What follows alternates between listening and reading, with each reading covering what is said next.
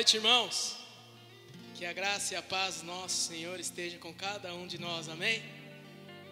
Aleluia, por mais esse dia, essa noite de celebração que Deus nos proporcionou. E estamos felizes por estarmos retornando aos cultos presenciais com a presença dos irmãos.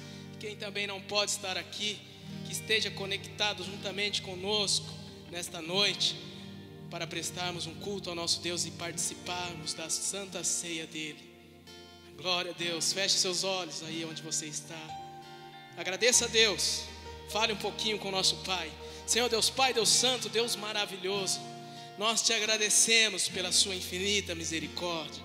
Nós te agradecemos pelo seu infinito amor, pelo sacrifício vivo demonstrado ali naquela cruz, pelo sangue derramado por cada um de nós. Nós somos gratos, ó Pai, porque o Senhor nos amou e o Senhor nos mostra esse amor a cada dia, nos sustentando, nos dando a direção, nos dando força, nos dando a condição de vivermos.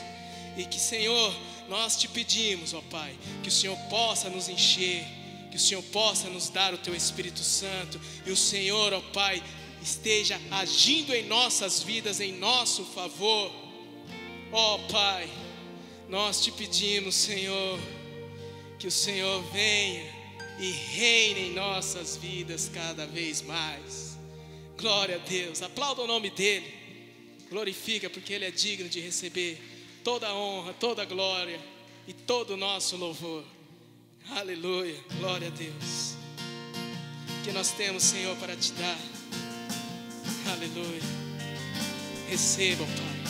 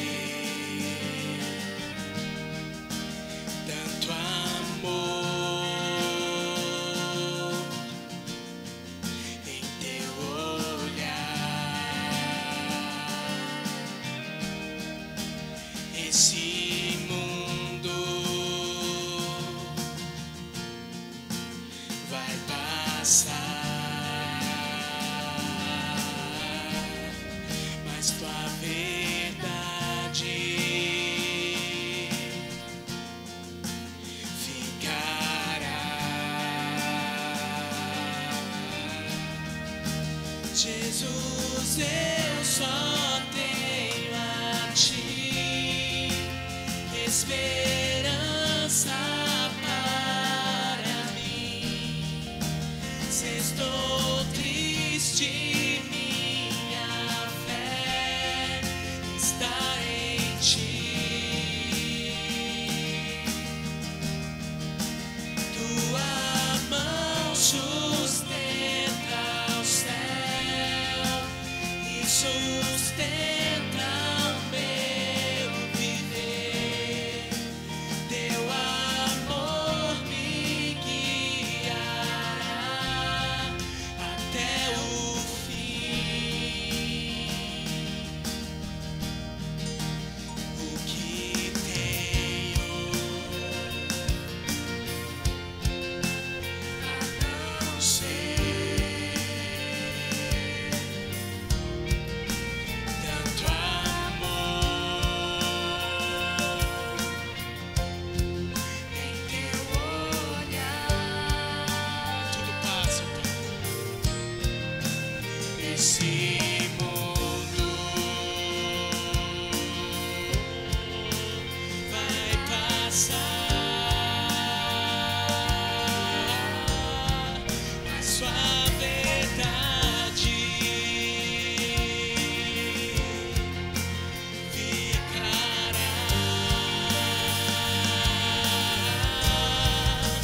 Jesus, eu só tenho a Ti,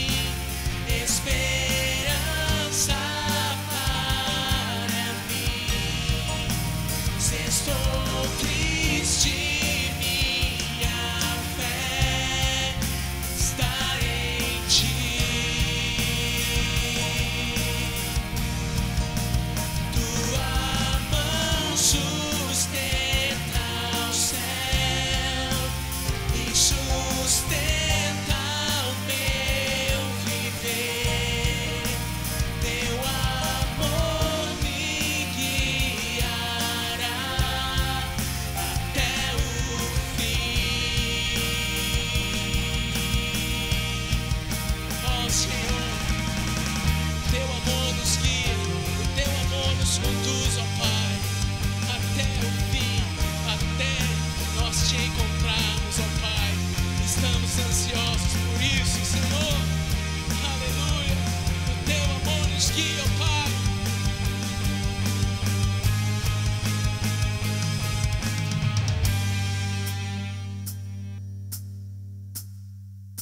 Jesus, eu só tenho a ti esperança para mim.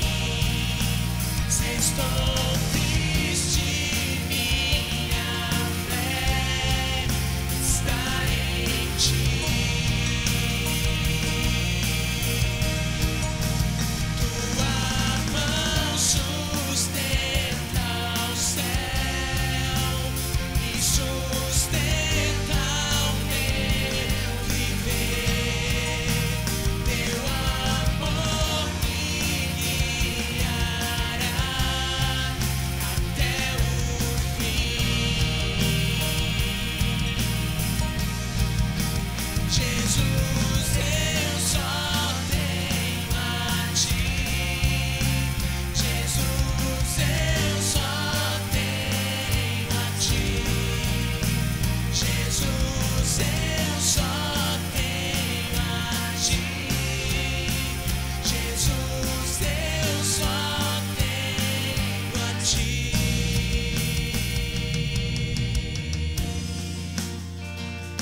Aleluia. Que isso seja uma verdade. Jesus, nós só temos a Ti e só confiamos em Ti. Temos a certeza que o Senhor nunca nos deixará. Aleluia, glória a Deus. Tu és santo, Senhor. Tu és maravilhoso, ó Pai. Sim, Jesus. E nós estamos ansiosos para encontrarmos a Ti, ó Pai. Nós estamos esperando a hora da sua volta. Maranata, a hora vem, Senhor. Aleluia, glória a Deus.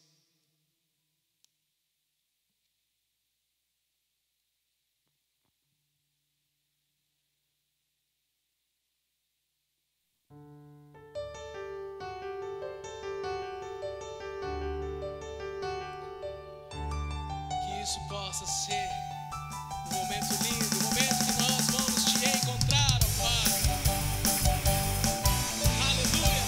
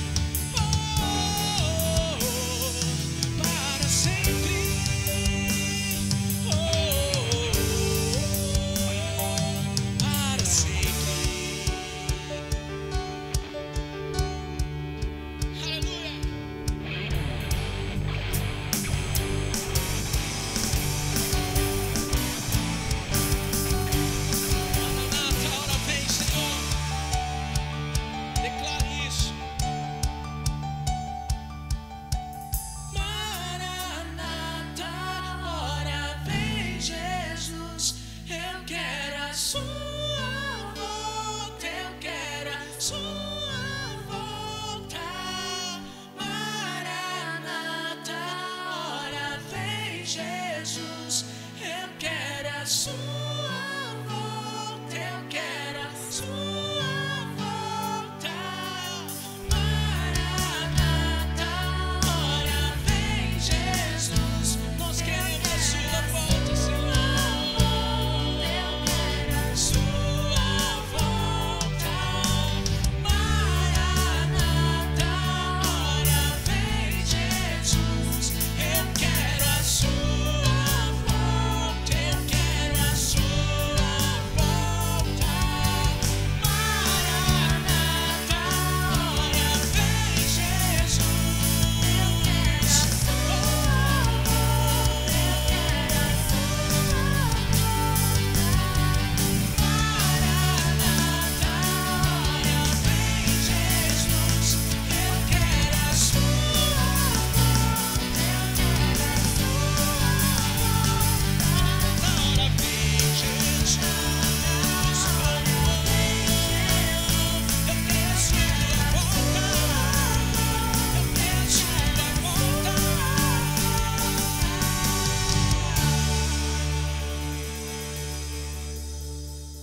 Aleluia, se é isso que você quer, aplauda o nome dele.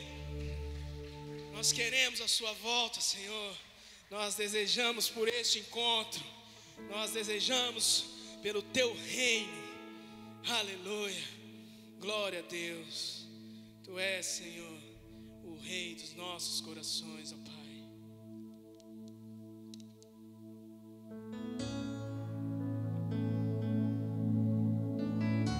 É esse o nosso desejo, que o Senhor venha governar, o Senhor venha reinar em nossas vidas, ó Pai. Rei do meu coração, seja o monte que percorro, a fonte que eu bebo, és minha canção. Rei do meu coração, seja o meu esconderijo, refúgio que preciso, és minha canção. Tu és bom, bom, oh, tu és bom, bom, oh. Rei do meu coração, seja o vento em minhas velas, a âncora no mar, és minha canção. Rei do meu coração, seja o fogo em minhas veias, o eco dos meus dias, és minha canção. Rei do meu coração, seja o vento em minhas velas, a âncora do mar, és minha canção.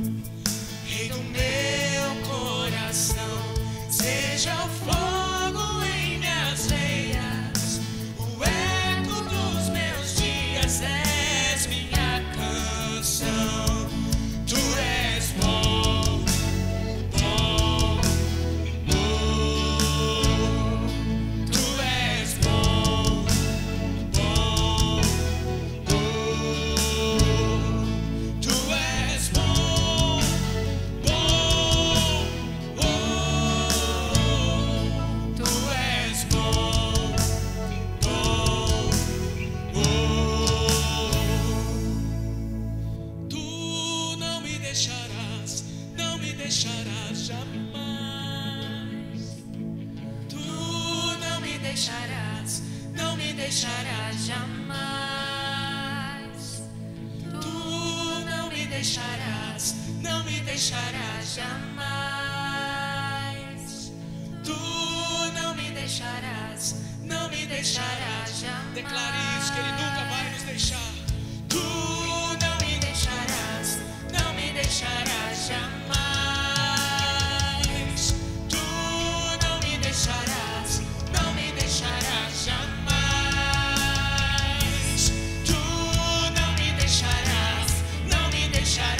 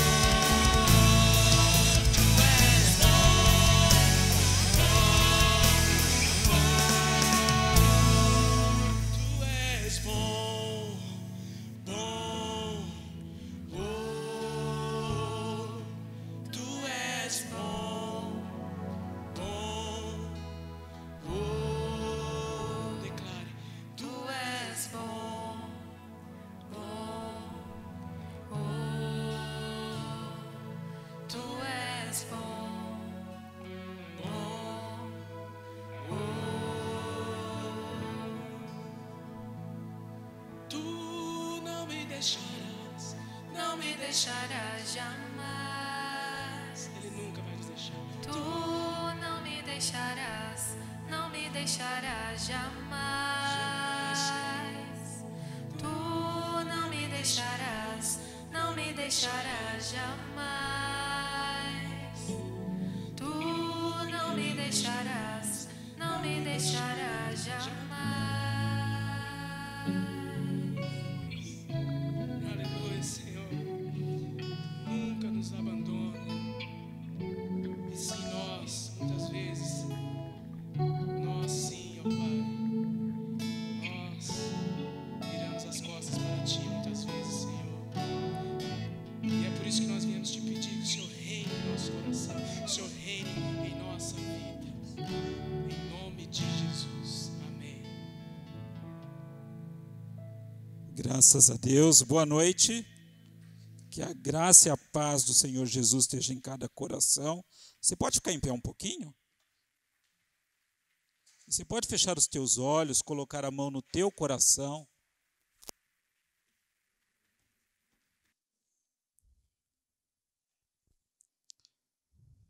Glória a Jesus.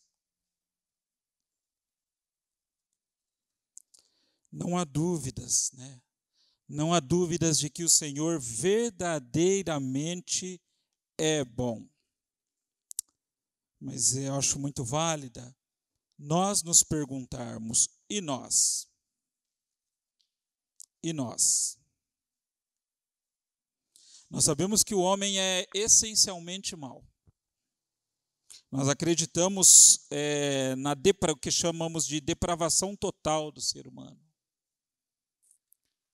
Mas há em Jesus, e somente em Jesus, uma força que pode nos habilitar a cada dia nos tornarmos melhor do que nós éramos.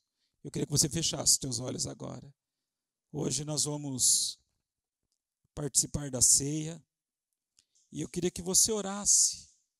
Eu queria que desde já você colocasse a tua vida, colocasse o teu coração, colocasse as tuas preocupações, as tuas ansiedades, e colocasse e pedisse até perdão pelos seus pecados, como eu peço pelos meus, para que o Espírito Santo de Deus, ele nos dê uma noite abençoada, uma noite cheia da graça dele.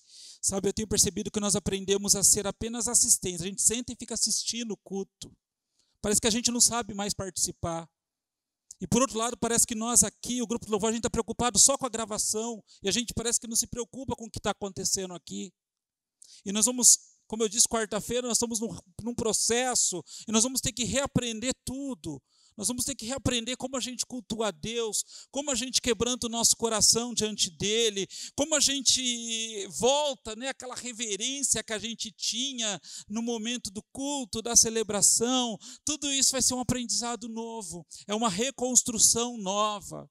E eu queria te convidar nesse momento, a clamar e pedir, Espírito de Deus, reconstrói no nosso coração.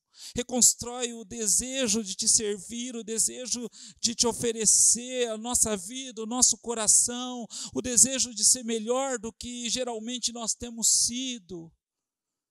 Acende o fogo no nosso coração. Vamos orar.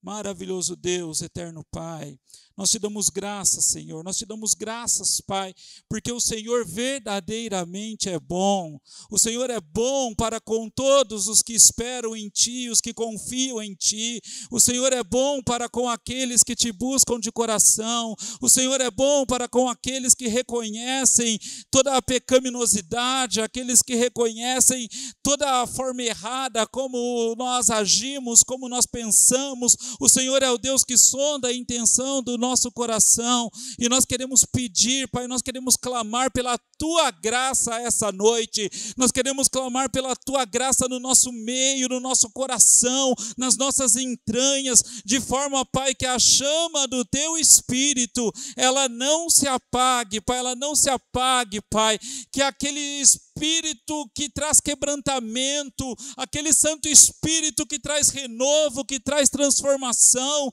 ele encontra espaço, Pai, na nossa vida, ele encontra espaço no nosso coração, ele encontra espaço no nosso interior para realizar o propósito e o querer dele, Pai, para realizar a vontade dele em nós, Pai. Nessa noite, Pai, nós vamos nos sentar à tua mesa, nessa noite nós vamos comer do pão e beber do suco de uva, nessa noite que é uma noite que nós chamamos de noite de comunhão, Pai, e mesmo, Pai querido, com todas as restrições que nós temos, nós queremos que realmente seja uma noite de comunhão, que realmente seja uma noite que nos transforme e que nós, Pai, tenhamos humildade de reconhecer o quanto nós precisamos ser transformados a cada dia, o quanto nós precisamos ser tocados, o quanto nós precisamos ser moldados segundo a tua vontade e segundo o teu querer, ó Pai.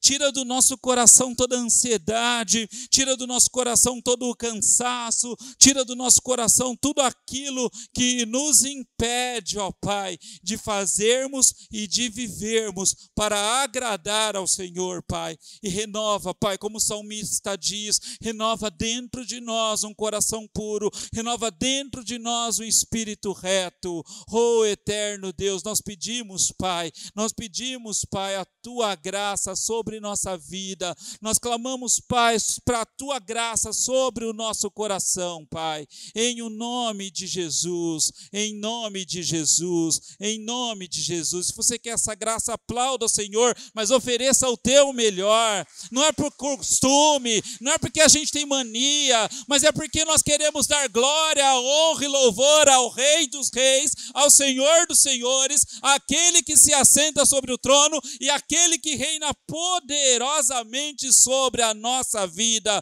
Você crê nisso? Você realmente crê nisso? Que Ele reina poderosamente sobre nossa vida? Graças a Deus. Você pode sentar no teu lugar.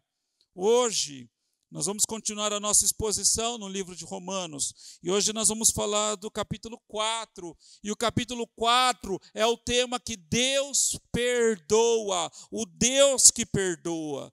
Nós já falamos sobre o não Deus lá no capítulo número 1. Nós já falamos sobre o Deus imparcial no capítulo 2. Nós já falamos sobre o Deus fiel no capítulo 3. E hoje, onde nós vamos celebrar a ceia do Senhor. E, de certa forma, é uma ceia marcante, porque faz 5 meses que nós não podemos nos reunir para participar deste momento. Faz 5 meses que nós não temos a oportunidade de estar juntos para poder comer do pão e beber do cálice. E isso torna este momento muito especial. E o tema ele é propício por quê? Porque na ceia nós nos lembramos dos nossos pecados, porque a ceia é um momento de reflexão, a ceia é um momento de arrependimento, a ceia é um momento de reconexão. E hoje falar sobre o Deus que perdoa, o Deus que nos justifica, o Deus que nos santifica, é muito propício. E durante todo esse percurso que nós estamos fazendo com o apóstolo Paulo, baseado aqui na Epístola aos Romanos, nós já percebemos, como eu disse agora há pouco, que o homem ele é totalmente depravado, né? Seja ele gentil, ou seja ele judeu, seja ele crente, ou seja ele não crente. Isso ficou muito claro, eu acho que para mim e para você, lá no capítulo número 1 de Romanos. Mas mais do que isso, a grande questão é que Paulo vem assim paulatinamente desmistificando nos capítulo 2, no capítulo 3 e no capítulo 4, é sobre o quê? É sobre a inclusão daqueles que não são parte de um judaísmo étnico, as pessoas que não são judeus por nascimento. Eu acho que ninguém aqui, não sei se tem alguém aqui que seja descendente de judeu, não sei se tem alguém aqui que tem uma ascendência judaica, né? Mas geralmente não, é muito raro nós termos, né, pessoas no nosso meio de ascendência judaica. Mas essa inclusão é de quem não é judeu étnico. Aonde? Na família de Deus. Então, a abordagem paulina, ela se torna relevante para nós hoje, primeiro, porque nós não somos judeus por etnia, mas mais do que isso, porque o que conhecemos como fé evangélica na atualidade, ela está muito fundamentada num conceito que a gente chama na teologia de pelagianismo ou semi-pelagianismo, né? O que quer dizer isso? É onde se acredita que a fé é produzida pelo próprio homem. Eles acreditam que a fé é produzida pelo próprio homem. E se você pensar em tudo que nós já falamos de Romanos, nós vamos ter a impressão de que os judeus também pensavam assim. Quando eles firmavam e quando eles acreditavam que a circuncisão era o que ligava a eles à fé, o que eles estão falando? Nada mais do que nós mesmos produzimos essa fé. E hoje é muito triste, porque muitos, né, de nós, dos que se chamam evangélicos, eles realmente acreditam que tem primazia. Mas pior do que acreditar que tem primazia, é que nós acreditamos que temos primazia baseado no mérito próprio. E o que isso quer dizer? Isso quer dizer que muitos de nós, muitos crentes, acreditam que são santos porque não bebem, porque não roubam, porque não fumam, porque oram, porque leem a Bíblia, porque jejuam, e eles tomam todas essas coisas, e algumas delas, embora realmente sejam importantes, mas elas são incapazes de nos justificar diante de Deus. Elas são incapazes de nos aproximar de Deus. Elas são incapazes de garantir que nós sejamos salvos. E entenda a salvação com toda a complexidade que essa palavra tem. Salvação é ter perdão dos pecados. Salvação é a gente entrar num processo de santificação que vai transformando e mudando quem nós somos. Salvação é quando nós finalmente teremos o nosso corpo completamente glorificado e transformado, porque nós estaremos vivendo numa nova vida. Mas, infelizmente, esse tipo de justiça própria, de crente que acredita, não, eu sou espiritual, eu jejuo, essa coisa que farisaica, né? Jesus via muito isso nos fariseus. Isso, tal como gerava no judaísmo, gera nos crentes um tipo de crente sectarista, né? O que é sectarista, pastor? É um crente que é intolerante. Tão intolerante quanto os judeus que foram cristianizados lá no primeiro século. Então, quando nós acreditamos que a gente só pode ter comunhão com o crente da nossa igreja, a gente já está sendo sectarista. Quando a gente acaba acreditando que só por ser protestante, só nós temos a revelação da Escritura, nós estamos sendo sectaristas.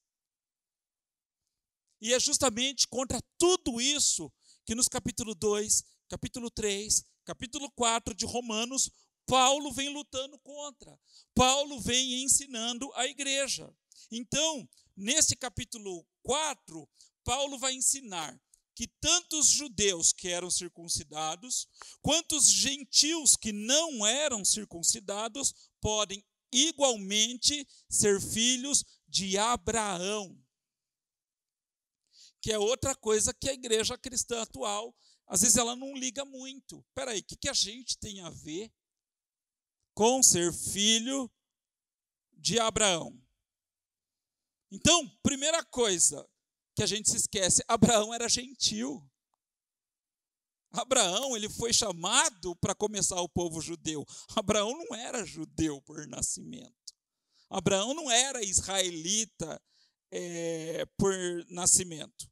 Então, olha só, quem respondeu à graça preveniente de Deus foi alguém que não era judeu primeiro. É ali que começa a história da nossa fé. É ali que começa a história de um Deus que quer separar para ele um povo que é santo, zeloso e de boas obras. Então eu quero ler com vocês lá em Romanos capítulo 4, a princípio do verso número 1 até o verso número 8. E eu quero que você abra o teu coração. Abra o teu coração.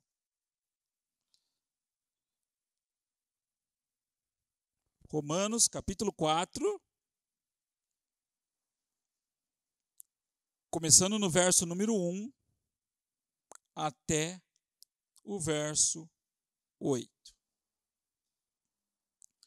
Eu estou lendo na Nova Versão Transformadora.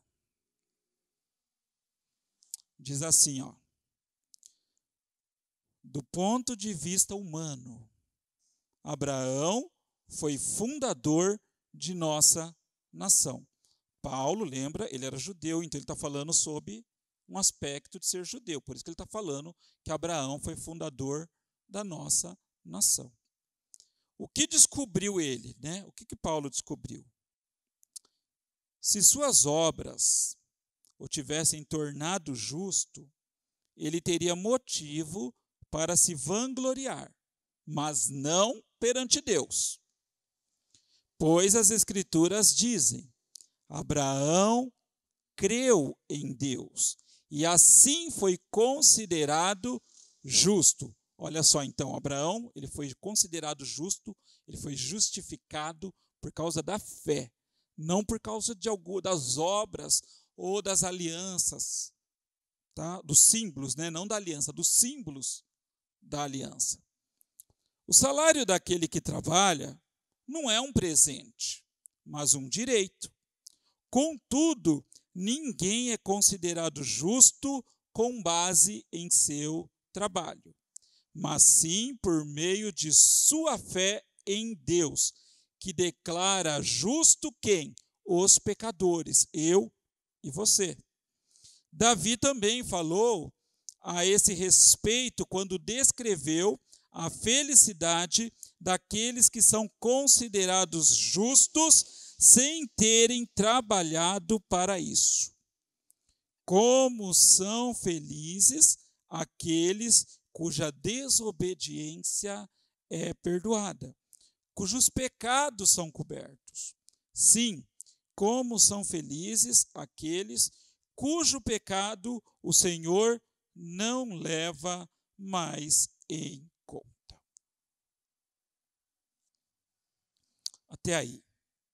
Depois eu vou ler mais, se você quiser deixar a sua Bíblia aberta. Paulo, para falar com os judeus, ele se utiliza, como eu disse a semana passada, das escrituras judaicas.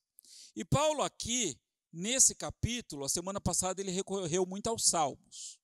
Nesse capítulo ele também recorre aos Salmos, mas ele recorre principalmente às narrativas do Gênesis. Então, por que ele recorre? Porque ele quer recuperar a história de Abraão para invocar um tipo de autoridade que nenhum judeu questionaria. Nenhum judeu daqueles que faziam parte da igreja na cidade de Roma questionaria. Quer ver uma coisa? Às vezes você fala algo para uma comunidade de fé, e a comunidade de fé pensa aquilo e fala: nunca ouvi falar nisso. Mas você só vai ganhar, você só vai ter autoridade diante daquelas pessoas se você comprovar nas Escrituras que o que você está falando está correto.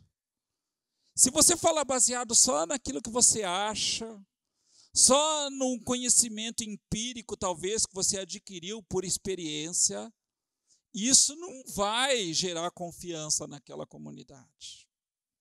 Então, o que traz autoridade para o ensino numa comunidade de fé é esse ensino estar fundamentado no que as Escrituras dizem.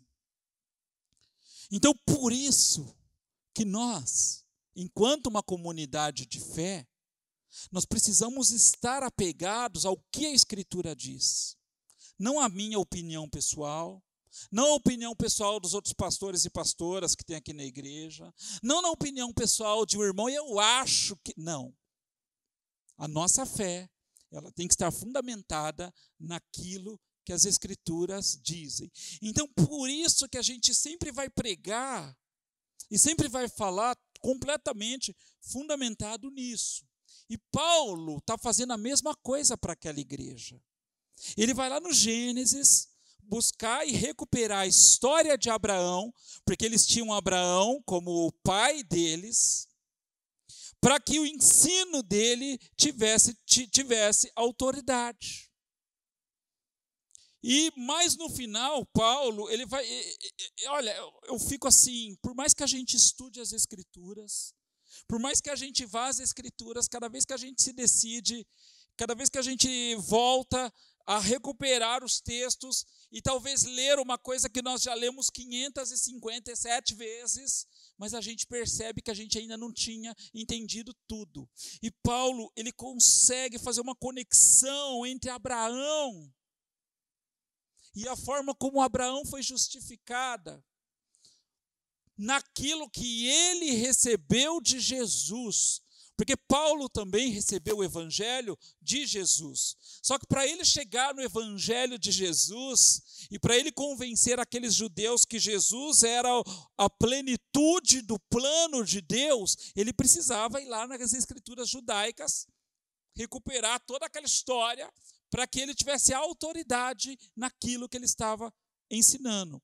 Então, essa primeira afirmação que Paulo faz no capítulo 4, que do ponto de vista humano, Abraão foi o fundador de nossa nação, será a base que ele usa para mostrar que Deus pode incluir e nós, enquanto igreja, temos que ter disposição de acolher quem quer que responda a essa graça que foi concedida por Deus.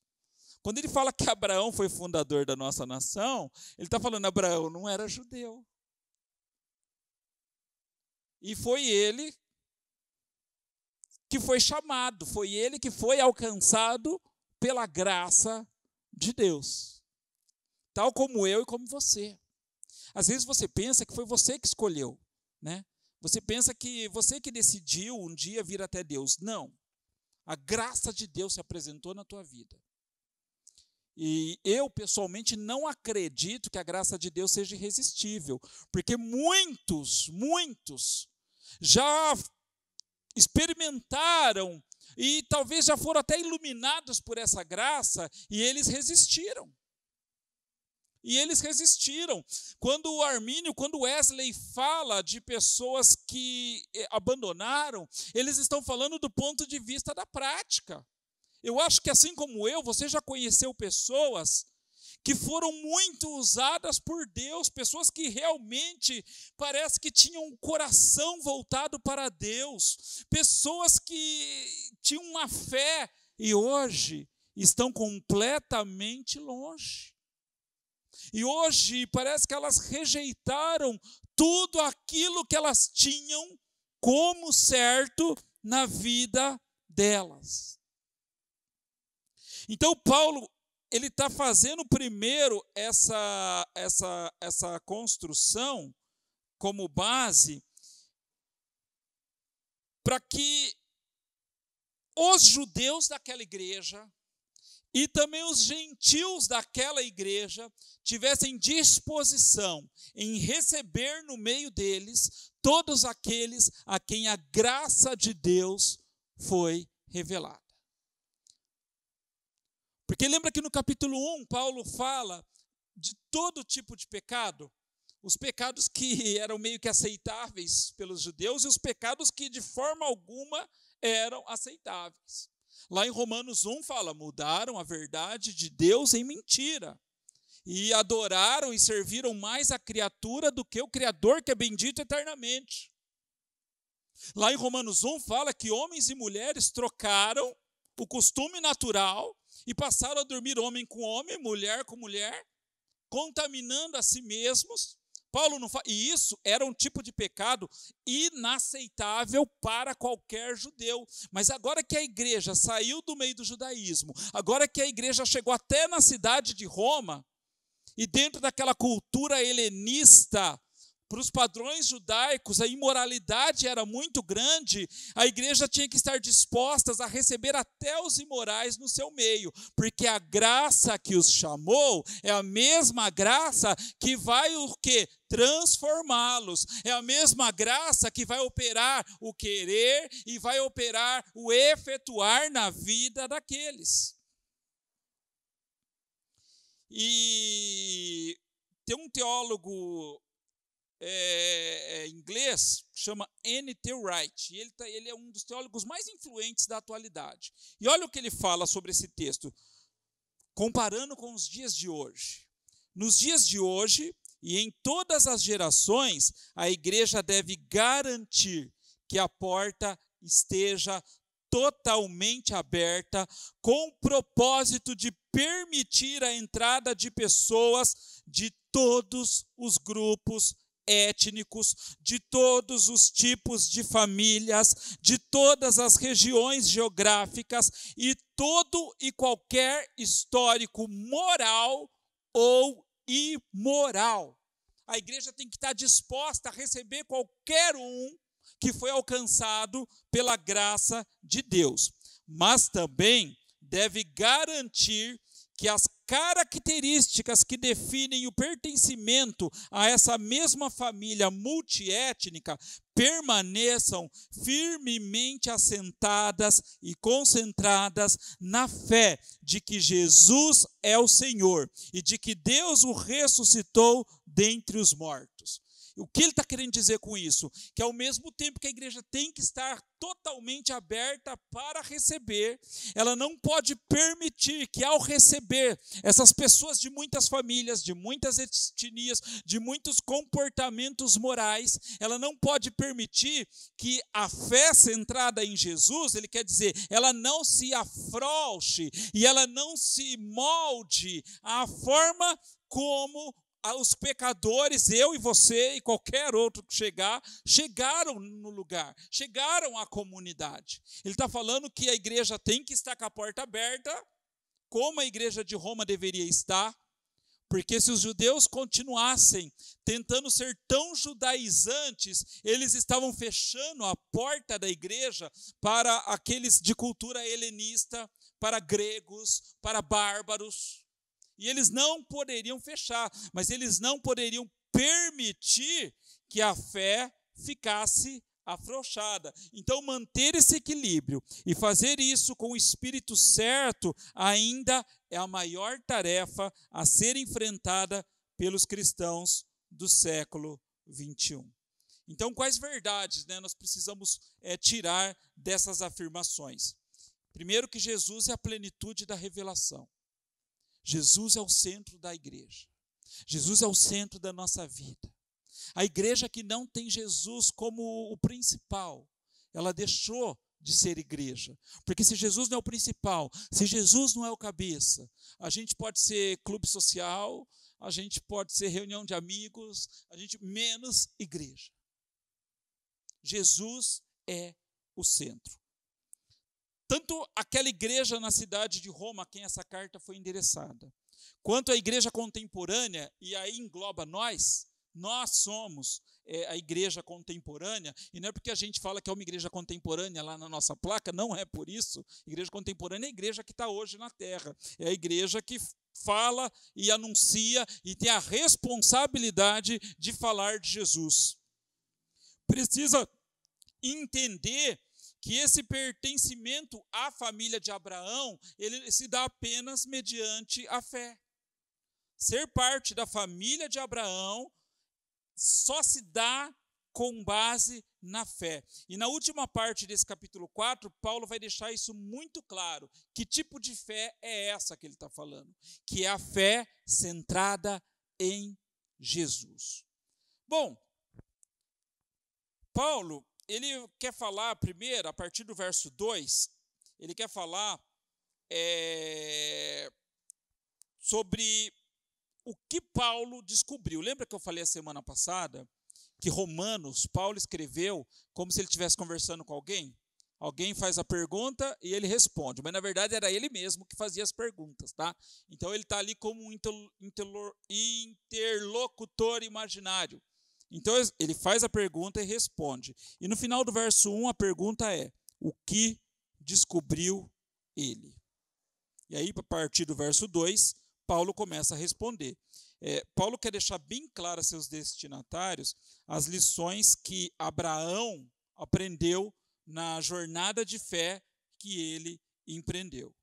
E ele começa afirmando que se Abraão tivesse sido justificado por meio de suas obras, embora ele pudesse até ter motivos para se vangloriar dessas coisas, essa glória ela não seria em Deus, né? Traduzindo em miúdos, né, como a gente diz, se Abraão fosse um crente exemplar, se Abraão fosse um modelo a ser seguido, isso poderia até trazer para ele um motivo de glória perante os homens, mas não perante Deus. Porque não há nada que Abraão, ou eu, ou você, possa fazer que possa impressionar Deus. Tá? Nada que nós possamos fazer, mesmo que isso nos traga glória perante os homens. Isso não vai fazer diferença nenhuma diante de Deus. Né? E como eu disse a semana passada, eu acredito que foi, até mesmo quando a gente faz algo bom, geralmente é com uma má intenção. Até quando a gente faz algo legal, né, geralmente tem uma má intenção. E embora essa má intenção, ela não vai ser descoberta por nós. Né? Ela não vai ser desnudada na nossa frente. Mas a gente não pode esquecer que Deus é aquele que sonda os corações e as mentes. Deus nos conhece melhor, muito melhor do que nós mesmos. E não há nada que nós possamos ocultar dele. O homem totalmente corrompido, ele não pode fazer o caminho dele de volta para Deus. Então, irmãos, tira da sua cabeça, se eu for bonzinho, se eu orar, se eu for na igreja, se eu participar da ceia, tudo isso aí vai garantir. Não. Não é assim que funciona. Essas coisas só vão fazer sentido na minha, na tua vida, se nós verdadeiramente fomos alcançados pela graça de Deus. Gênesis 15:6 fala que Abraão creu no Senhor e assim foi considerado justo. Ninguém pode ser considerado justo por seu próprio mérito. Apenas como Paulo afirma no verso número 5, contudo, ninguém é considerado justo com base no seu trabalho, mas sim por meio da sua fé em Deus. E aí Paulo continua buscando nas escrituras judaicas, e no verso 7 ele vai citar o Salmo 32, 1 e 2. Como são felizes aqueles cuja desobediência é perdoada, cujos pecados são cobertos, sim, como são felizes aqueles cujo pecado o Senhor não leva mais em conta. Observa que desde o Antigo Testamento, Deus já vinha mostrando para aquele povo que só tinha um que era capaz de justificar o homem. E justificar o homem quer dizer não imputar o nosso pecado para que nós sejamos condenados por ele. Embora eles não tivessem uma revelação plena, embora Jesus ainda não houvesse morrido por eles, embora eles ainda não soubessem como isso aconteceria, eles já tinham essa convicção que somente Deus poderia perdoar-lhes os pecados. Então, nessa primeira parte do capítulo, aí, entre o versículo 2 até o versículo 8, o que Paulo está querendo nos ensinar é o que justifica o homem é a fé. E uma vez que Abraão, lá no antepassado deles, foi justificado pela fé, agora a partir do verso número 9, Paulo vai começar a falar quem pode ser também alcançado por essa fé. E aí, ele diz assim, no verso 9: por acaso essa bênção é apenas para os judeus? Ou se estende também aos gentios incircuncidados? Já dissemos que Deus considerou Abraão justo por meio de sua fé. Mas como isso aconteceu? Ele foi considerado justo somente depois de ter sido circuncidado ou antes disso? E Paulo responde: é claro que foi antes de ele ser circuncidado. Quando Deus chamou Abraão, e Abraão saiu lá de perto de Ur dos Caldeus, e Deus falou: larga tudo, larga tua família, larga a segurança, larga o que você tem aí, e você vai para a terra que eu vou te mostrar. Como assim? Eu vou para a terra que a gente aprende isso na escola dominical, né, quando é criança. Larga tudo e vai para a terra que eu vou te mostrar. E Abraão, ele larga tudo e ele vai para essa terra. Isso já é um sinal da fé daquele homem. Isso já mostra a fé de Abraão. E nessa época, Abraão não era circuncidado. E nessa época, Abraão nem chegou a conhecer a lei. Então, notem que Deus derrama a graça dele sobre Abraão, quando Abraão ainda era um total pecador, um homem completamente perdido e nem era judeu. Nem era judeu. Então, Paulo está falando que, baseado em Abraão, é indiferente. A circuncisão é o quê? É o símbolo da aliança que Deus fez com Abraão. Mas a circuncisão só veio a existir quando Ismael, filho de Abraão, tinha cerca de 13 anos. Quanta história já tinha passado. O quanto Deus já tinha tido uma relação pessoal com Abraão. Abraão, ele responde à graça de Deus, confiando que Deus ia conduzir a vida dele, e ele abandona tudo. E sabe qual é a primeira promessa que Deus faz para Abraão? Não é que ele teria muita coisa. A primeira promessa é: por meio de você, todas as famílias da terra serão abençoadas. Paulo está falando isso para a igreja de Roma, porque a igreja de Roma estava meio que, talvez ali muitos judeus achavam que tinham primazia, e muitos judeus acreditavam, ele fala muito isso tanto em Romanos como em Gálatas, muitos judeus achavam que quando quem não era judeu se convertia, tinha que observar a lei, tinha que passar pela circuncisão, e Paulo está construindo tudo isso para mostrar que a fé de Abraão veio antes de todas essas coisas. A fé de Abraão veio antes de todas essas coisas. E ele, recuperando a história, ele fala que todas as famílias da terra serão abençoadas por meio de Abraão. Então, Abraão não vai gerar apenas um povo que vai ser separado, escolhido, santo, mas um povo étnico, né, da etnia judaica, que a partir dali outras etnias e outros povos também serão alcançados. Abraão foi considerado justo antes da circuncisão. Quando Deus estabelece nessa circuncisão como sinal da aliança, né, já tinha acontecido muita coisa. Então a conclusão que Paulo chega é: Abraão é pai daqueles que têm fé, mas não foram circuncidados. Mas ele também é pai daqueles que foram circuncidados, mas somente se eles tiverem fé. Porque o problema não é o rito, o problema não é o ritual, o problema é a fé. A questão é a fé, a questão não é o ritual. Então, não são os rituais que nós fazemos que nos salvam, mas muitos dos rituais que nós fazemos é porque nós já somos salvos. A justificação, ou seja, a não imputação do pecado, ela está disponível para quem? Para todos. Se todas as famílias da terra seriam abençoadas, isso inclui judeus e isso inclui gentios. Porque se não fosse assim, se essa justificação ela não fosse pela fé, então a fé seria algo completamente desnecessário. Então precisamos entender o quê? Que ser cristão não é seguir uma receita de bolo e está tudo bem, né? Quem se aventura pela cozinha de vez em quando e quer fazer algo que nunca fez, A gente vai lá e pega uma receita, não é? Né? Eu sou cozinheiro de YouTube. Então eu vou lá no YouTube, vejo a receita, vejo a pessoa fazendo e depois vou lá tentar fazer igual. Ser cristão não é assim.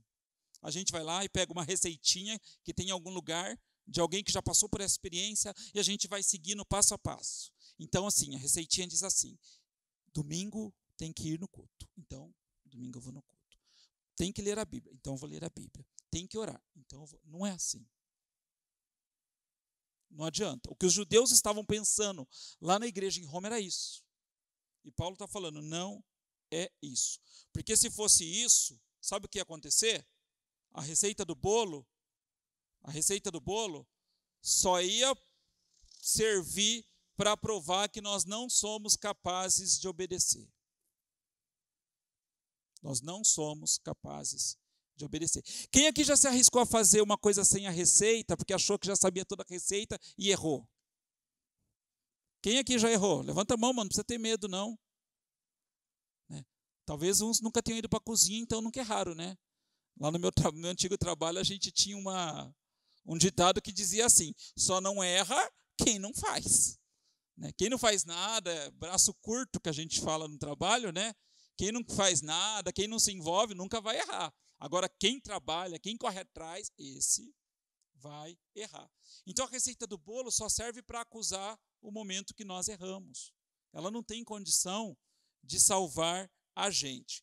Por outro lado, é importante aqui, quando nós vamos prosseguir com essa análise, e muito importante a gente pensar que, embora Paulo fale tudo isso, aqui a partir dos versos seguintes, ele vai começar a fazer um contraponto a tudo que ele falou no verso 1, no capítulo 1. Lembra que no capítulo 1 ele falou de um monte de pecado que o homem comete, porque ele cria um Deus pessoal, porque ele adora um não-Deus? Né?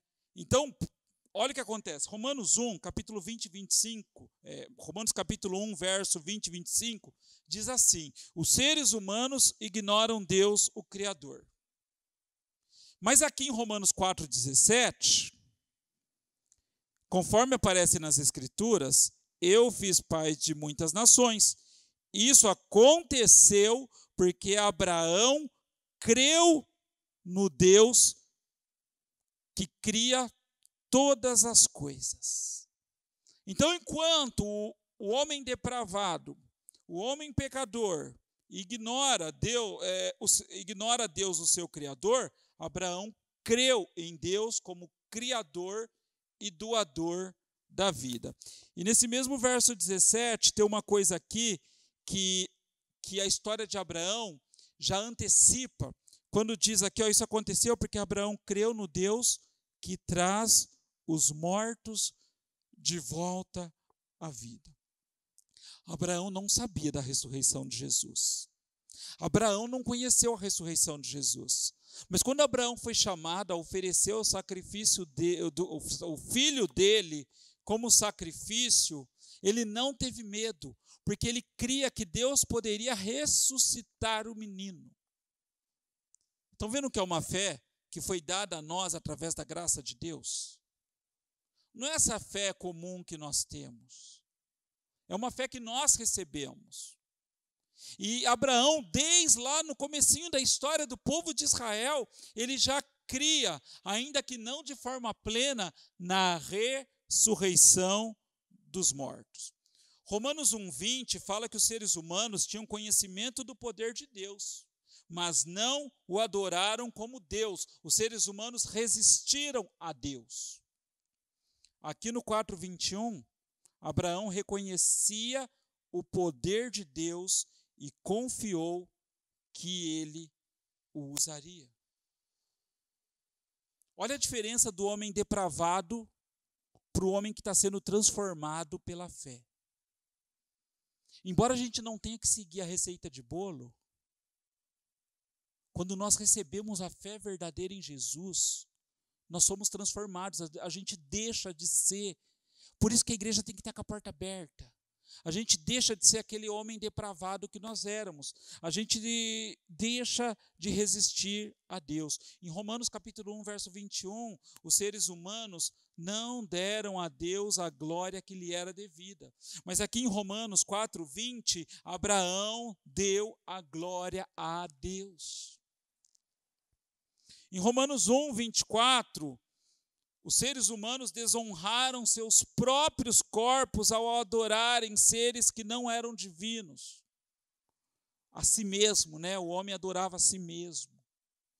Abraão, quando ele adorou a Deus, que é o Deus que concede nova vida, ele descobriu que o seu próprio corpo físico poderia ser transformado e recuperado ao ponto dele, na idade avançada de 100 anos, com uma mulher de 90 anos, ainda terem um filho.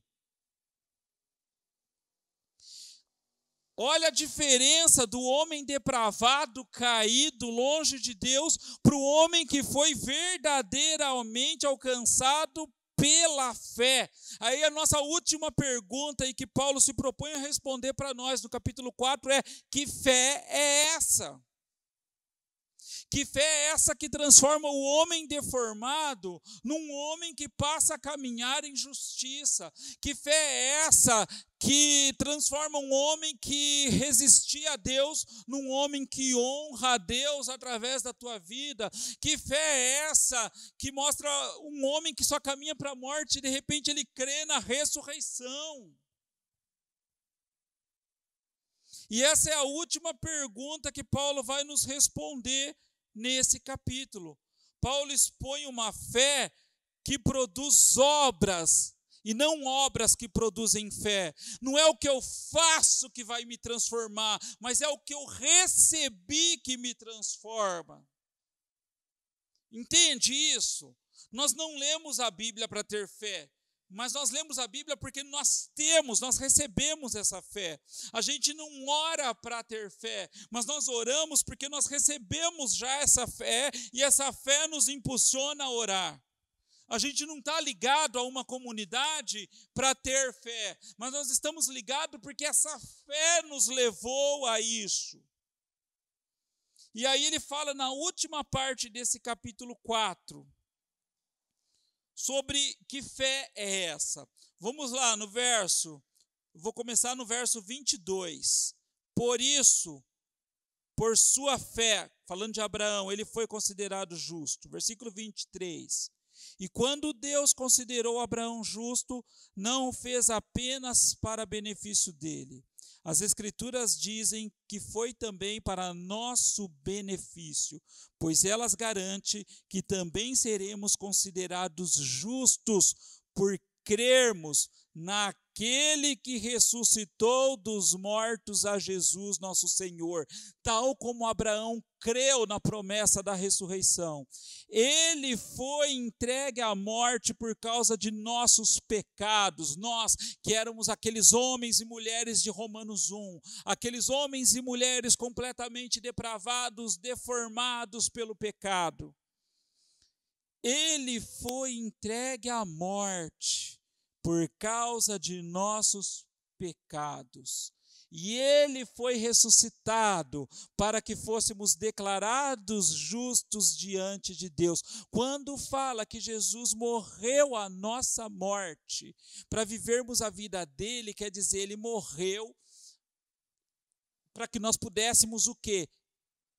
A partir do momento que ele ressuscitou, nós pudéssemos ressuscitar com ele. Isso é uma simbologia da nova vida dos homens e mulheres que foram transformados pela fé que receberam de Jesus. Nas palavras de N.T. White, Jesus foi entregue por causa das nossas transgressões. Em outras palavras, todo o mal da humanidade que desfigurou o mundo foi reunido e na cruz foi tratado como merecido, sendo condenado judicialmente. Eu quero terminar falando que ele levou a nossa culpa. Por isso ele é o Deus que nos perdoa.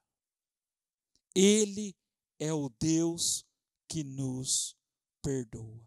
E quando eu falo que Ele é o Deus que nos perdoa, eu estou falando, Ele é aquele que pega aquele homem totalmente corrompido, totalmente deformado, totalmente depravado e transforma no homem justificado, que produz frutos. E frutos que geram mudança. Você pode ficar de pé no teu lugar.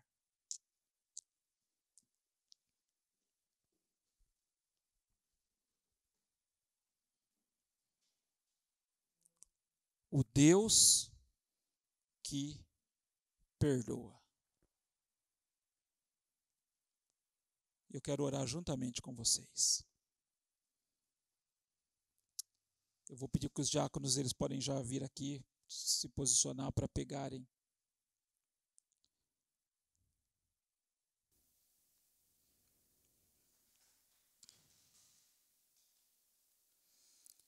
E eu quero orar com vocês, porque eu acho que a questão que nós temos que parar e refletir na nossa vida é: que homem nós somos?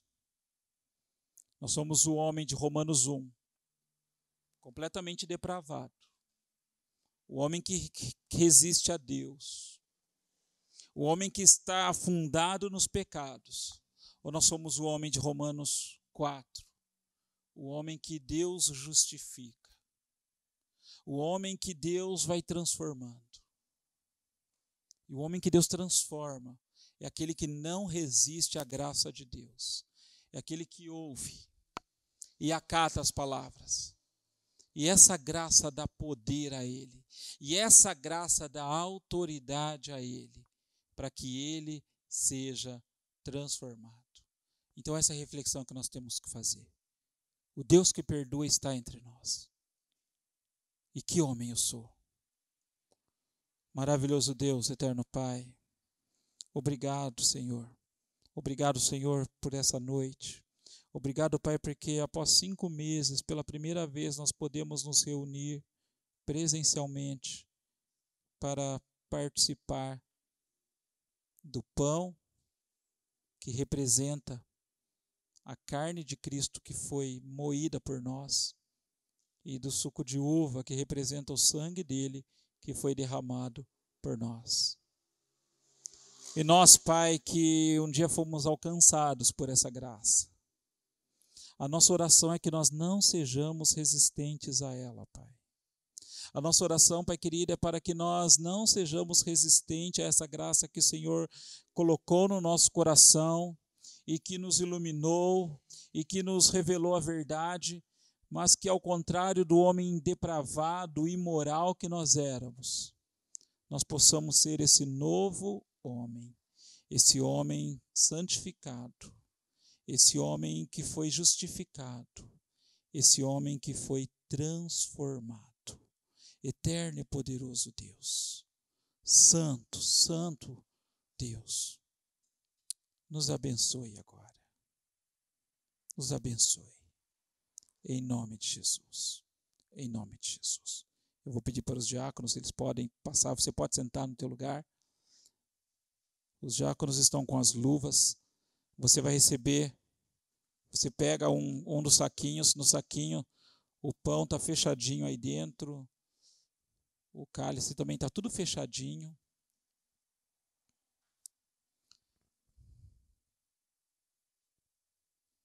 Eu quero que você abra o saquinho.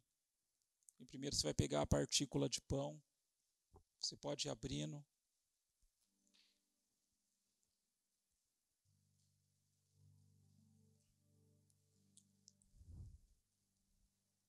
Se após a sua oração você deixou de resistir à graça de Deus e você quer ser o homem de Romanos 4 e você quer permitir que essa graça te alcance, você pode participar.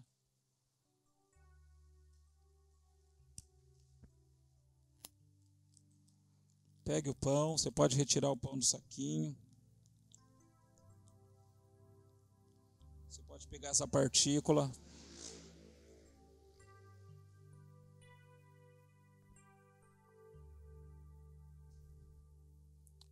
E você pode levantar aos céus essa partícula.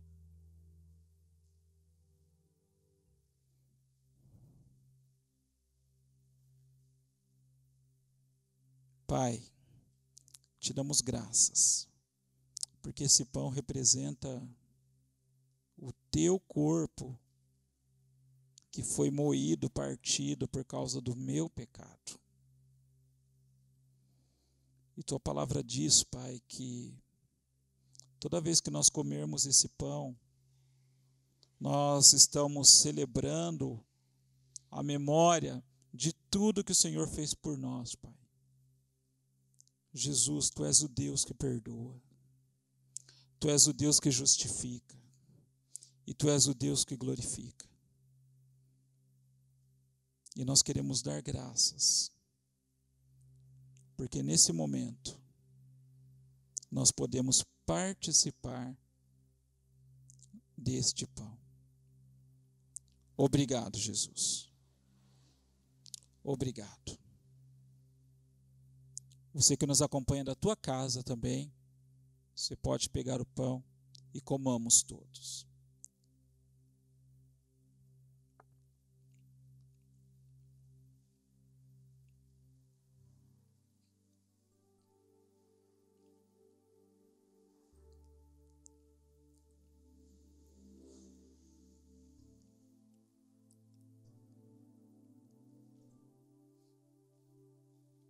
Agora você pode pegar o suco. Você pode abrir aí já.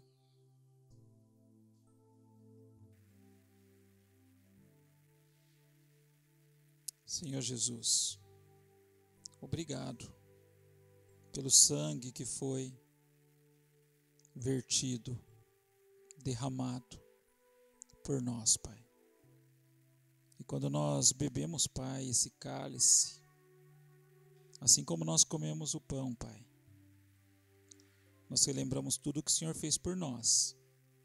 Mas nós também, Pai querido, ansiamos pelo dia em que poderemos participar novamente deste momento juntamente com o Senhor, Pai. Nos abençoe, Pai. Em nome de Jesus. Amém. Você pode tomar.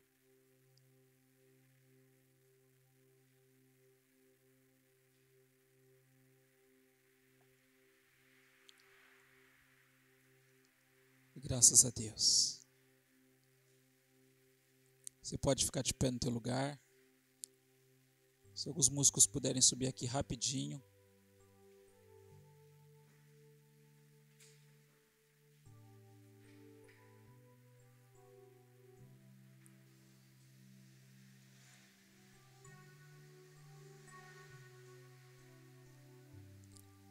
Você pode fechar os teus olhos e orar um pouco.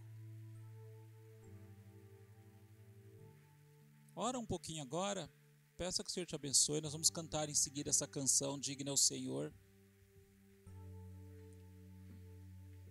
Porque Ele realmente é digno. Ele está sentado sobre o trono. Tudo que Ele precisava fazer por mim e por você, Ele já fez. Maravilhoso Deus, eterno Pai, obrigado.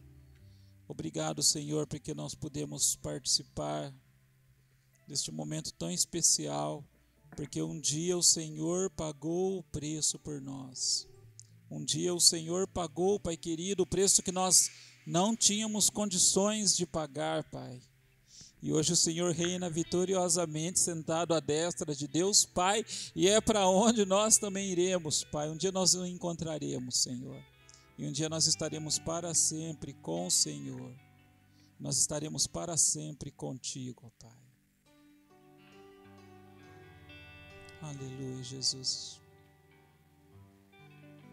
Aleluia, Jesus. Aleluia. Graças eu te dou, Pai, pelo preço que pagou. Você pode erguer sua voz? Sacrifício de amor que me comprou, ungido do Senhor, pelos cravos em tuas mãos. foi por mim e por você. Te dou, ó meu Senhor, lavou minha mente e coração, me deu perdão, restaurou minha comunhão. Diga bem alto, Ele é digno, digno é o Senhor, sobre o trono está, soberano Criador, vou sempre te adorar. Você pode levantar suas mãos e dizer: elevo minhas mãos ao Cristo que venceu, Cordeiro de Deus morreu por mim,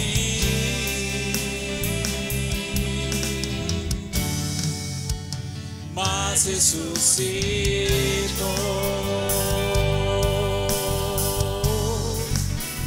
Digno é o Senhor, pelos cravos em tuas mãos, pelos cravos Ele deu a vida por mim, por você. Obrigado, Jesus, por ter dado, Senhor. Oh, meu Deus. E hoje eu sou um novo homem. Lavou minha mente e coração, me deu perdão, restaurou minha comunhão.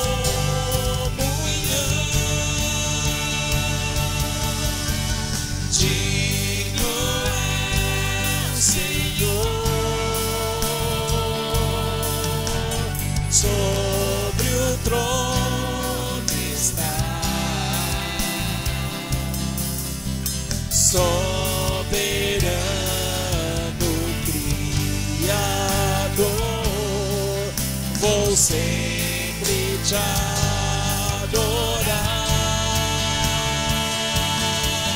Elevo minhas mãos ao Cristo que venceu, Cordeiro de Deus morreu por mim. Declare: mas ressuscitou.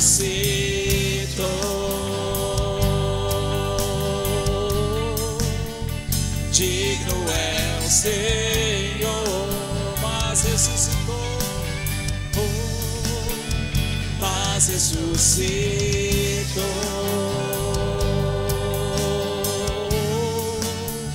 Digno é o Senhor. Nós queremos te agradecer, ó Pai. Nós queremos te agradecer, ó Pai, pelo sacrifício no nosso lugar, Pai.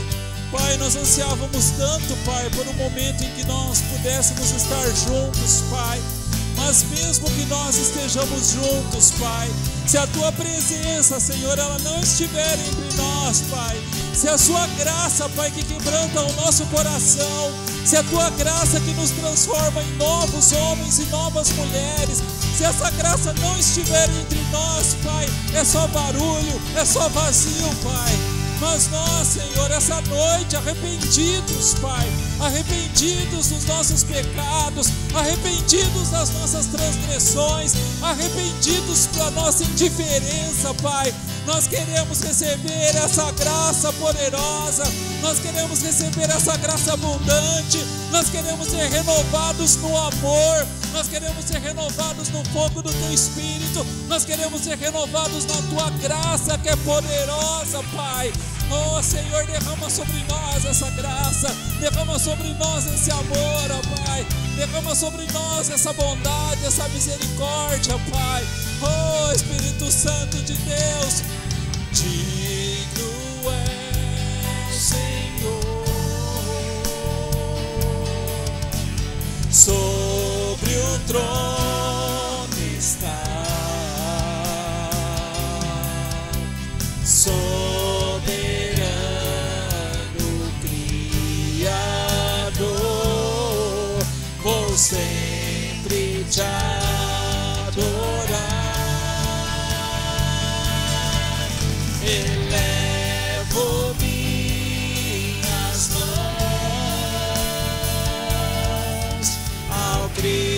Cristo que venceu, Cordeiro de Deus morreu por mim,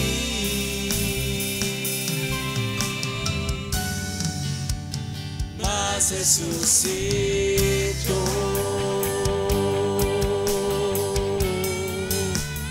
Digno é o Senhor. Você pode aplaudir ao Senhor agora. Você pode oferecer a Ele o seu melhor aplauso. Você pode aplaudir e glorificar ao Senhor. Oh, Tu és santo. Obrigado, obrigado, obrigado, obrigado, Jesus. Obrigado por Tua graça derramada em nossos corações. Obrigado pelo Teu amor derramado em nossos corações. Obrigado pela presença doce e bendita do Teu Espírito Santo em nós, Pai. Nós Te agradecemos por essa noite. Nós Te agradecemos pelo privilégio, Pai, que tivemos de estar aqui. Nós agradecemos porque o Senhor é bom e a Tua misericórdia, ela dura para sempre. Nós agradecemos, Pai, porque o Senhor nos concedeu essa oportunidade. Nos abençoa, Pai. Leva-nos em segurança para as nossas casas. Leva-nos guardados. Leva-nos protegidos. Leva-nos renovados no poder que vem somente de Ti, ó Pai. Nos abençoa, Senhor. Nos abençoa. Que a graça maravilhosa do Senhor Jesus, que o amor de Deus com o nosso Pai e que a comunhão bendita e consoladora do Espírito Santo seja sobre a tua vida hoje e para sempre. Deus te abençoe, irmão. Uma boa noite. Que Deus dê uma semana abençoada para você. Até quarta-feira, se Deus assim nos permitir.